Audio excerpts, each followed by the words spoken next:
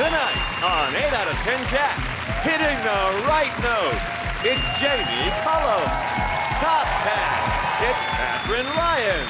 And their team captain, Jon Richardson. And facing them tonight, Radio Queen, it's Kirsty Young. The Beard and the Wonderful is Joe Wilkinson. And their team captain, Jon Locke. Now, welcome your host, Jamie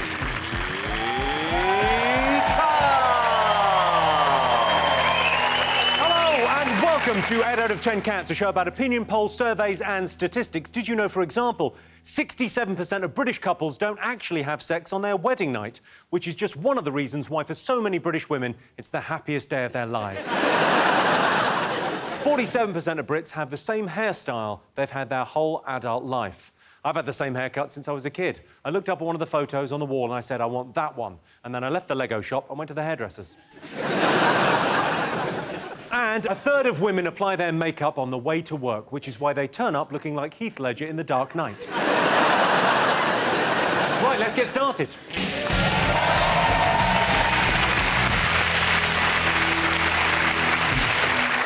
What are you talking about? That's the name of our first round. It's our panelist's job to guess the British public's top 5 most popular talking points. John Steen, what do you think the nation will be talking about this week? I've been talking a little bit about Ed Miliband. Oh, yeah. How did that end up? He was trending on Twitter, but so was Kim Kardashian's arse. And I don't know about you, but I know which one I'd rather watch eat a bacon sandwich.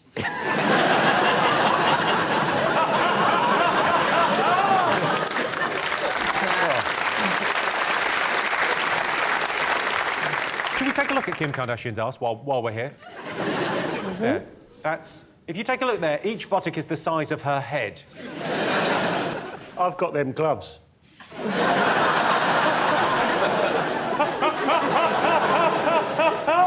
Kim Kardashian's famous because her father was a lawyer who defended O.J. Simpson in the O.J. Simpson murder trial.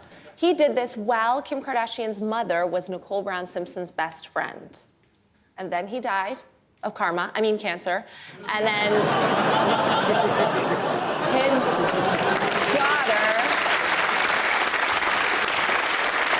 his daughter went on to marry Kanye West, the man who murders music. So it's full circle, really. OK, back to Ed Miliband. We've all had a lovely look at someone's bum. I can just imagine Ed Miliband watching this and going, when are they going to talk about me?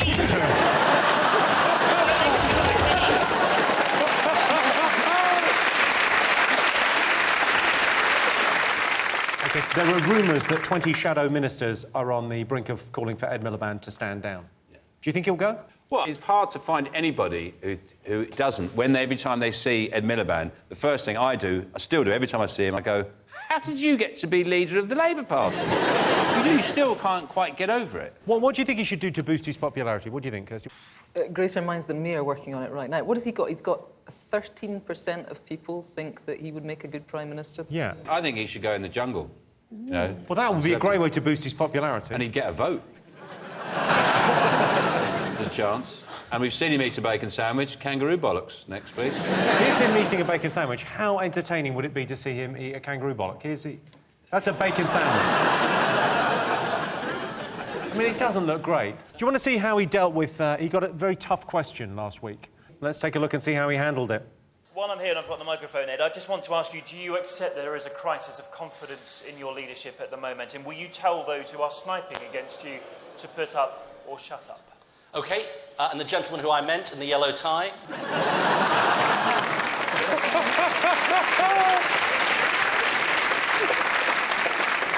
You might as well have just gone... Anyway, over there. You've met him, right? You spent time... He's done Desert Island Discs. He did Desert Island Discs actually almost exactly a year ago, yeah. And so that was the beginning of his demise, I'd say. I always ask people, of the 8 tracks they've chosen, which one would they save from the waves? And his was Angels by Robbie Williams. Ah, jeez. I mean, I'm sure he picked Robbie Williams' Angels because they went through the demographics and went, well, our key voters, that would be the song that would most appeal. I did ask, I said, who's been through your list? You know, just let's get this out in the open, because obviously most politicians are going to have a spin doctor who's going to say best not to choose Deutschland über alles, best to choose. So he said he'd done his list himself, but it just was a bit of a coincidence that it was one of the best-selling singles of the last 20 years in Britain. I think Ed Miliband's one of those people that whatever you said, whatever record he'd chosen, all of us naturally goes, "Dah!" Just one of those people who's condemned to being a wanker. Jamie, have you met Ed Miliband? I've not met Ed Miliband, but I did this live-streamed music lesson to schools all over the UK. And as we were playing, suddenly Ed Balls turned up and started playing the drums. You weren't expecting this at all? I was tricked into having a jam session with Ed Balls. We've got a picture of this. Oh, you're kidding me. That's you. Does he know there's not a drum there? He looks like he's about to punch me in the face. Ed Miliband's problem is that he's the wrong brother, isn't he, basically? It's like Phil Neville getting the BBC job ahead of Gary and you getting this instead of Alan. Do you know, the last person... You're not the first person to say that. I think Jason Manford made a similar point. Let's see if Ed Miliband is up there.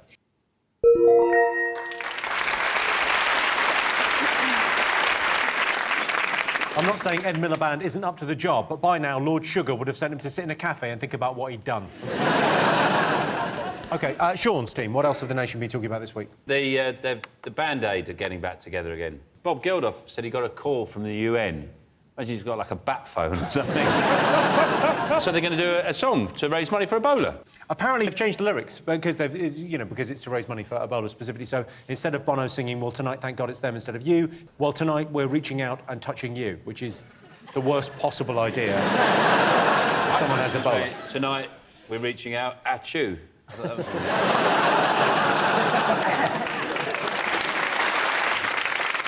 Kirsty, are you excited about the lineup?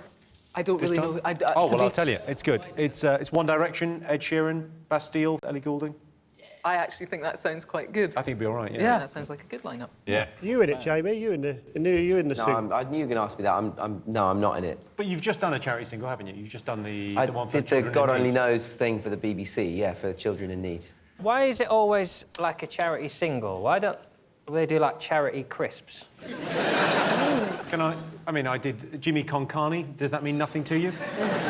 The Walkers campaign for Comic Relief a couple of years ago. Yeah, that literally happened. Oh, did it? That is a thing that happened. It was me, Frank Skinner and Al Murray and a bunch of us And me.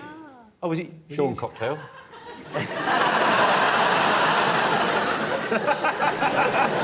I think it'd be good if songs could actually change things, make things better. They were like a powerful force. Well, what would you change? Well, with the power song? I'd go to North Korea, go to Kim Jong-un, and say, look, unless you stop your nuclear tests, I'll get Katie Melua, One Direction, Ed Sheeran, and Miley Cyrus, and we're going to do a hell of a song. So, change your ways, Kim Jong-un. We've got Jamie here. He's a very talented musician. I've got a keyboard. Oh. We'll get him to do a song. Yeah. No problem at all. There you go. Bang, you're on the...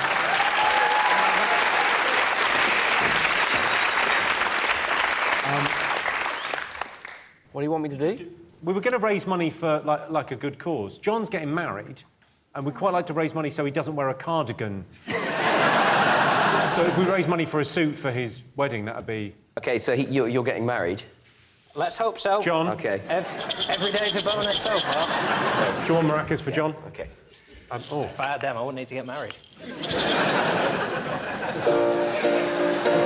Sounds like a joke. Doesn't make any sense at all. I like it. I like those. I like it. Jon Richardson. Right. He wears his beauty on the inside. That's harsh. Jon Richardson. A suit and tie will make his little face come alive. He's got a little face. He's gonna take her up the aisle.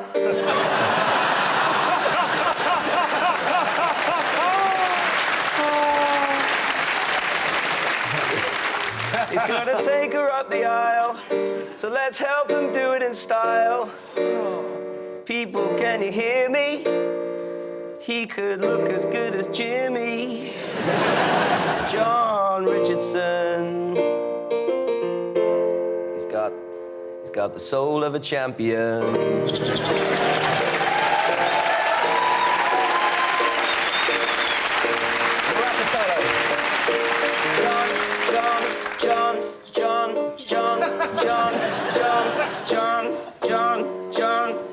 Jon Richardson. There you go.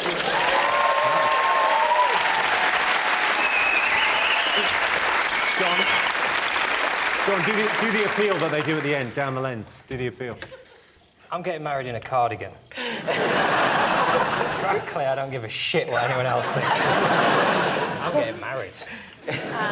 I've never felt simultaneously so patronised and so happy. If you just want to live in my house and just look at me every now and go, do the maracas. That was a treat, thanks. Ladies and gentlemen, Jamie Cullum. Wild occasion.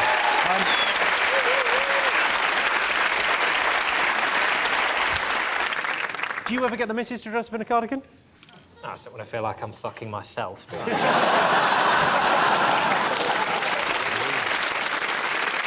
Let's see if Band-Aid is up there. Yes, the new Band-Aid song.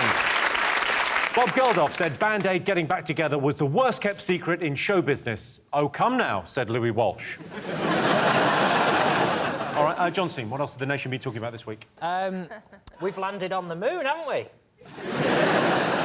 Near enough, I'd say. Is that near enough? It's an incredible story, isn't it? Apparently, yeah. We've landed a fridge on a comet. They said it was the equivalent of throwing a hammer in London and hitting a nail in Delhi. Yeah, they've sort of done quite a lot of that stuff in the papers, trying to make us understand what's going on. So they said this was an incredible feat. It's like a golfer sending a golf ball 4 times round the Earth and still managing to score a hole-in-one. I don't understand that, because the hole-in-one is the least impressive part of that. It's the fact that they've sent it round the world, isn't it? The hole-in-one at the end is irrelevant, surely. You'd be pissed off if you sent a ball around the world 4 times and then someone went, didn't even go in. That's what I mean. Yeah. Because another one of them was that it's like getting a fly to land on a bullet. And if you're taking Jamie's logic, the impressive thing about that would be persuading a fly to do that. Joe, you're often surrounded by flies. What do you make of this probe landing on a comet? Well, it's got a decent sat-nav, hasn't it? Because my one's shit. So I wouldn't mind the one they use, because it got to a pissing comet. I can't even get to Guildford without it going around the pissing one-way system. So... It did go around the Earth 3 times. I think you'd be a bit pissed off if you sat nav. My car's diesel. Kirsty, were you excited by the comet? It doesn't really do it for me. No, it doesn't really do it. Plus, they called it, what was it, 67p? Well, that's rubbish, isn't it? If you really want to engage people, don't name it after something in budgeons that, you know, is on the pound shelf. I think it's a bargain if it's on the pound shelf. 67p, Joe would be all over that. Technically, it's part of the EU now, isn't it, as well, because it's a European space probe. So it's technically part of Europe. We've claimed it. And Europe has just demanded a bunch of money from David Cameron. He must be upset. Now they're splashing out on some cockamamie project like this. That's like lending your relatives money and then seeing photos of them in Vegas. I'd be upset. That's a very good point, because this project's cost £1 billion. Do you think it's a waste of money, Jon? What do you think? Well, £1 billion is half a submarine. And as we all know, half a submarine is useless. So it's better than building half a submarine. I feel sorry for the scientists now, because they're probably elated, and then just through some weird coincidence, they switch on 8 out of 10 cats. We're not really giving them the respect and the admiration that they deserve. Difficult to like, though, aren't they? If ever there was a group of people who wore their lanyards home, it's them, especially this week. We're going, what's that there? Oh, God, yeah, I work for the European Space Agency. Whatever, you know, just nailed a comet from, like, 3 times around the Earth. But anyway, I should have taken it off, really. Yeah, you should have. forgot you had a weird thing about people wearing their I know, they all lanyards. had them on in the office. You're at work, everyone knows who you are now. You're in your office. Take the fucking thing off. Put it in your little drawer. You're just Steve now. There's no... You just scan it to get your bloody Mars bars out of the vending machine, do you? Pisses me off, man. When you have a backstage pass, like when you play a festival, you get a backstage pass, do you keep it on all day? No. It's a definite kind of social no-no. You definitely take it off. OK, Yeah. good. You can remain on this team. Absolutely, yeah. You know, when you're trying to find analogies to show how difficult it is, Yeah. there must be better ones, like it's like getting a photograph of the Queen having a Brazilian. Yeah, no, that's how it is. difficult, yeah. It's like having sex with a woman. It's like when you're drunk on holiday and you're jumping into the pool and you want to land right on the lilo. Slip into the water every time. But this would be like jumping out of the plane that's flying you to your holiday destination and landing in the pool on the lilo and catching a drink as you... It's like trying to find £1 in the car park so you can buy a can.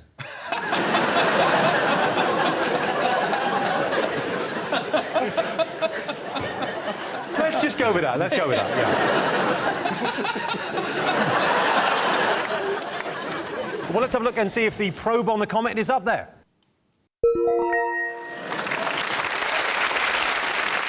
Yes, scientists have sent a mission to a comet. They're hoping to return in 6 months' time with a new fridge freezer and a tumble dryer.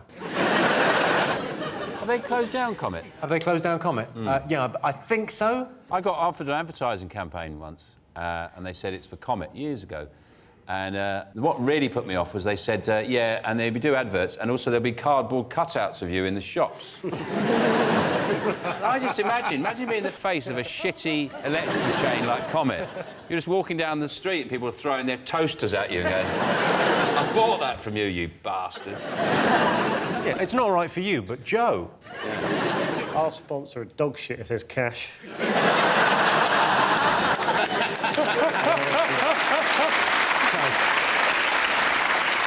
OK, Sean's team.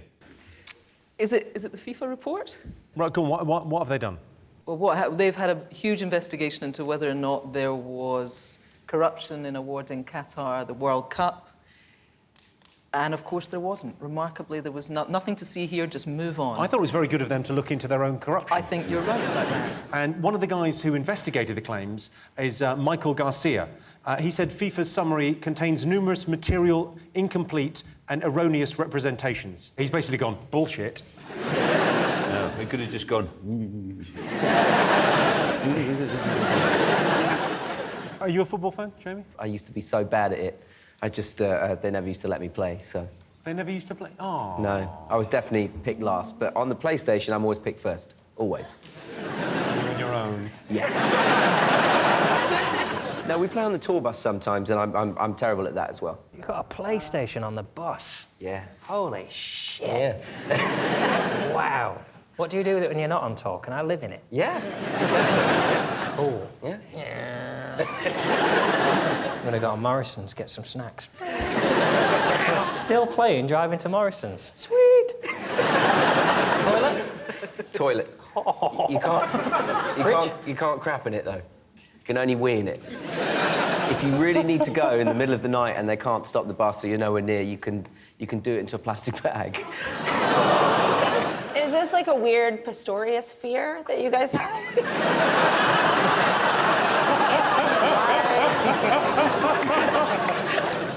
Back to the World Cup. Joe, what do you make of this scandal? Well, I was a bit gutted that we didn't get the 2018, because I'm a big football fan, actually. The only thing that annoys me about going to football is, you know, when you're in the crowd and they pan on someone in the audience, they just wave. I think that's a waste. I think if the camera panned on me at a football game, I wouldn't wave, I'd pull a tooth out. And that's what you think of the corruption? Oh, there's corruption, is there? Well, they said there's no corruption, but we think there is. We think there might be. I just think, what a place, a joyless place to have a great football tournament. I mean, it's an utterly joyless country who funds ISIS, don't they? I wouldn't wind him up then. I should say there's no evidence for Qatar funding ISIS. Joe, no offence, mate, but you look as if you might be joining. Yeah.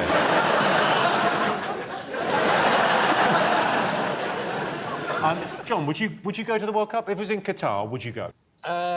No, I wouldn't, no. I like a drink, and if I've had a drink, something homosexual might happen, and that's two risks that I can't take. Sorry, you just talk me through that again. So you like a drink, I know you like a drink, and if I've had a drink, something homosexual might happen. I can't... No, I like a drink, but I'm not really pretty out. sure. You're saying you can't rule it out? I can't rule it out, can I? Just saying, if England win 3-0, and I've had a few pina coladas, we get back to the hotel, there's a jacuzzi... I don't want to end up in prison for having a good time. Why are you looking right at me? The whole thing about FIFA is we invented football, the Football Association rule book, you know, we created football and we gave it away. We should be in charge of where the World Cup is. Oh, we think, can we get it back? Well, we could if we invented a new version of it. What? Come on. I've come up with. OK. Footballs. Footballs, all right. What's the difference? What's the... 2 balls on the pitch. Simple. So you've always got goals at either end going on all the time. Yeah, and one player on your team is actually playing for the other team. But you don't know which one it is. It's just changing around a bit and then take football back. Footballs. Sure, OK, well, let's see if it's up there.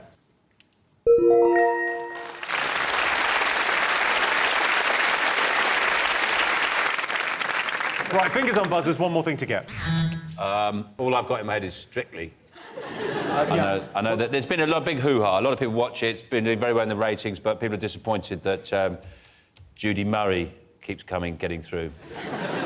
I mean, she's like something they use to practice free kicks with, isn't she? You know, she just doesn't move at all.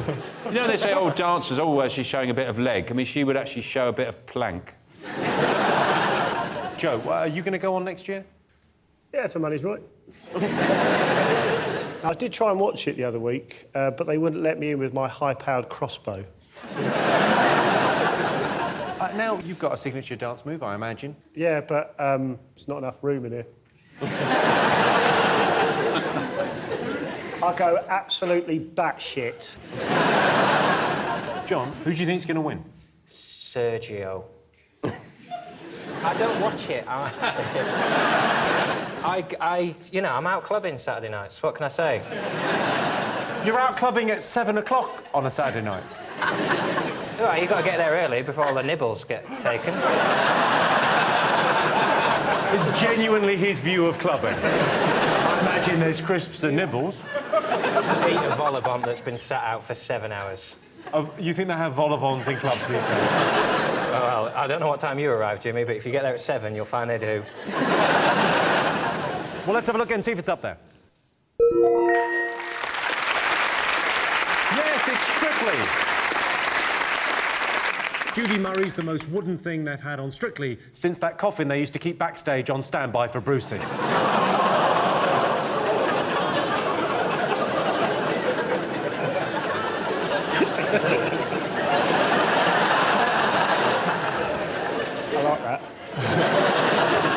At the end of that, Sean, Joe and Kirsty have 3 points. John, Jamie and Katherine have 2 points.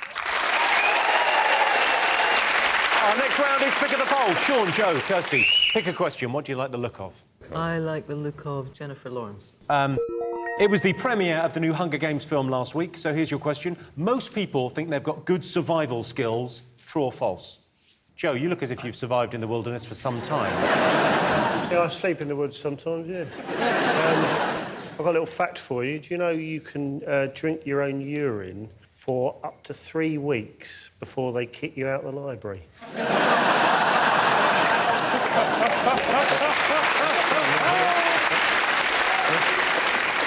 I've got a survival tip. Go on. If you get blackberry brambles, cut them to about length, you can stick them in squirrel nests and catch squirrels. It's called the dangle method. There's 3 ways, basically, of catching animals. There's dangle, strangle and mangle. That's dangle. Of course, you're the Desert Island Discs lady, aren't you? So That's right, I am. so people have to survive, don't they? Well, I think... I always ask castaways, do you think you could survive on the desert island? And people always say yes. I think people entirely overestimate their skills of survival. What would you bring? What would be your luxury item? Dustin Hoffman told... He had a really good luxury, which was the bar of the Ritz. I think I might steal that one. That is I a think that's pretty- logistical nightmare. Yeah, I'd take a towel. You think you're on a desert island? You're on a nice towel, wouldn't you, on the beach? You're lying in the sand. Oh, spend the whole time dusting cracks and stuff. But yes, I would take a towel or a cement mixer with all that sand. And I'd end up living in some kind of New York loft-style apartment. John, do you think you'd survive in the wild? I get... even if the train's late, I'll start thinking about who I'd eat first. You will be a survivor. You're getting married. You'll be a family man soon. You could do it. You'll get stronger and stronger. You don't even know. Yeah. I'm quite... You're like a motivational Tate that he's gone in the car. Well, good. And I appreciate dystopian teen films like The Hunger Games, because we know that it won't really matter to us, but they're absolutely going to run out of fossil fuels. And that's just a very real picture of what their future is going to be like. So they better figure it out. Toot sweet. I've not watched it. Is it good? Lots of killing in it. It's amazing, yeah, it's brilliant. It's not true, though, is it? No, it is not. They're not documentaries. Jamie, survival skills-wise, how would you do? I think I'd be pretty good. When I was, I think I was about 1.5, 2, apparently our cat used to kill a lot of mice and just leave them on the kitchen floor. And apparently one morning my mum had not seen the cat left on the kitchen floor, and she turned around and I was munching on its head, just quite happily. Like a zombie baby? No, you were eating a mouse's liver. It could have been a rat. Let's call it a rat. It sounds better, doesn't it? It's addictive, isn't it? So I think...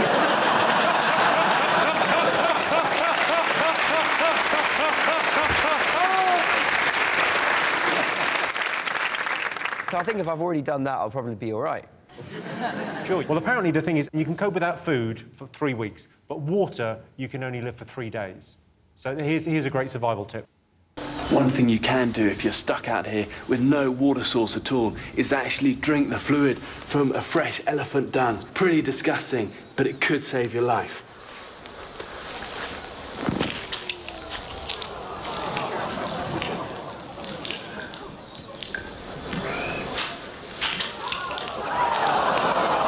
It's a real last resort.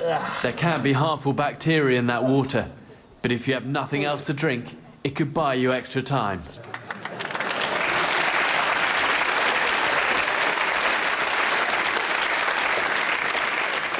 Comes a time when someone just has to stare death in the face and accept it with a sort of silent grace. I don't want to be found dead with elephant shit all around my mouth. How did he die? Rimming an elephant, by the looks of things. OK, so most people think they've got good survival skills. True or false? What do you think? I believe that to be true. Yes, well, you'd like to think so, wouldn't you? I think the loneliness would be the hard bit. No, it's fine. OK, so you're going true, yeah? True. Yeah. John, what would you go with? False.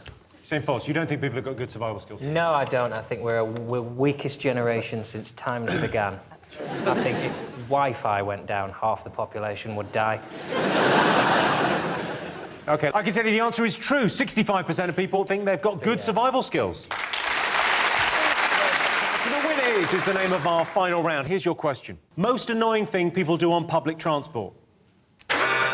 Is it be a pigeon?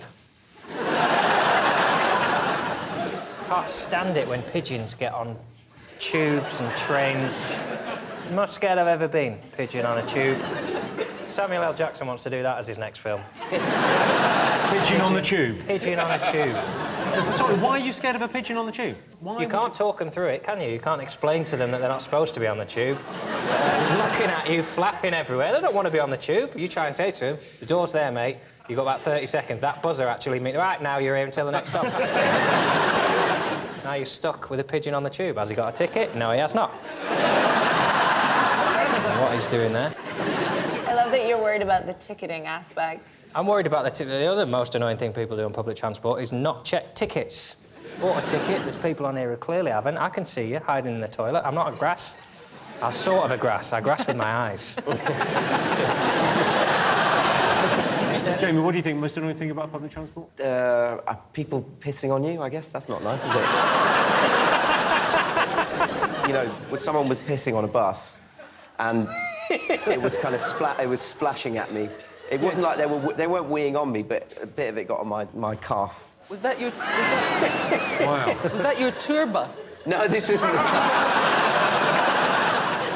When I was not pregnant, but had an infant, someone gave me a seat as though I was pregnant, and that happens, and that's humiliating. I took the seat, of course, and to make matters worse, a little boy came up, and he said, "There's a baby in your tummy."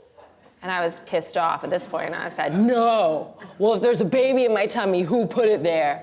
And he looked and he said, "I know who put it there. My daddy." All right, so most annoying thing people do on public transport? It's when you're on the bus, you press the bell, and someone thinks, I better press that again. It's happening, mate. It's lit up. You can see the words. We all know we're stopping. Don't need to back me up, mate. I've nailed that. I don't like specifically anybody eating quavers opposite me. Quavers? Why quavers? I think they smell like plastic farts. That used to be their slogan. But they're wrong. They're wrong in every sense. What about if you crush them down and then just sort of drink them? I think I know the answer to this before I ask Joe, but do you talk to people you don't know on public transport? Yeah, that's what really annoys me. People say you always meet weirdos on public transport. I've never met one. I talk to everyone. The other day, I was talking to this girl and it was going very well. We were chatting, it was lovely. We hadn't made eye contact yet, but that will happen. Then I downed a jar of Lloyd Grossman's Boona curry sauce. And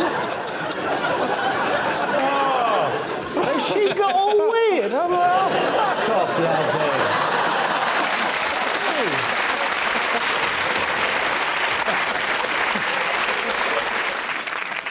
Do they sell that on the trolley? Lloyd Grossman's No, Boona I curry usually sauce? have a load in my bag.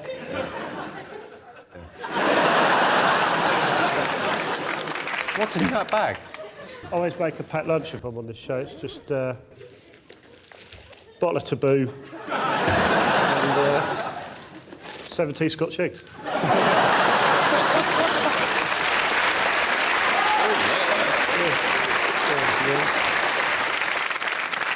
I've never seen that many Scotch eggs gathered together.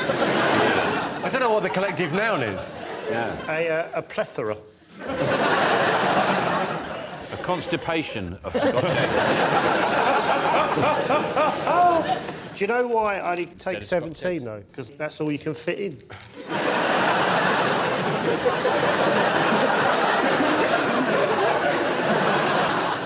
I've been on a train with you, Joe, and it's a treat. Yeah, it's nice. Deceptively long legs, I found, when I shared a train with you. Seem to get everywhere.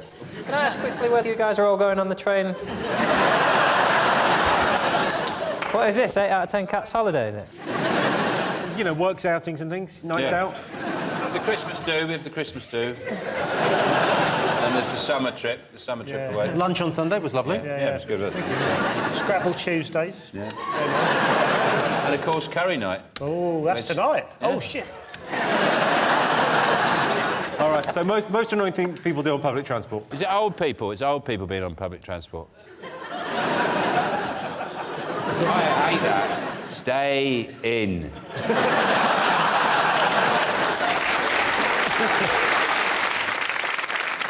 He knows he's old, right? Talking loud. What, sorry? Talking loud. Leakage from the headphones, isn't it? When It's you can not the hear that? leakage from the headphones. Conversations. Phone conversations is the right answer. Yes, the most annoying thing people do on public transport is talk loudly on the phone. There's always so much pressure to give up your seat to a pregnant woman because she needs it more than me, and why am I in the ladies' toilets anyway? Well, that sound tells me it's the end of the round and the end of the show, which means the final scores are Jon, Jamie and Katherine have 3 points. Sean, Joe and Kirsty are the winners with 4 points. Thanks to all our panellists, our wonderful studio audience, and to all of you watching at home. That's it from us. Good night.